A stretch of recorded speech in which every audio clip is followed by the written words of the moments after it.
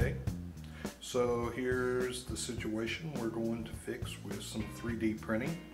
This is our trusty old camping cooler. It's an oldie but a goodie. But over time, the drain plug, which is on this end of the cooler, I'll turn this up to where you can see it. That drain plug right there has used to have a cap that just kind of pushed on over top of it, and you can see it's broken off here. So what I'm going to do is we're going to take that and we're going to retrofit it with a 3D printed part.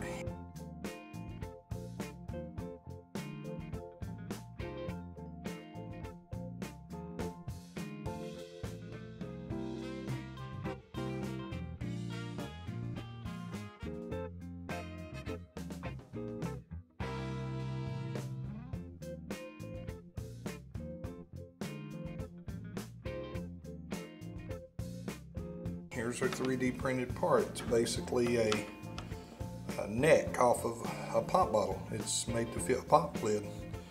And so what we'll do is we'll take some epoxy, and this is a snug fit. We're going to epoxy that right on there. On here really well. It's been epoxied.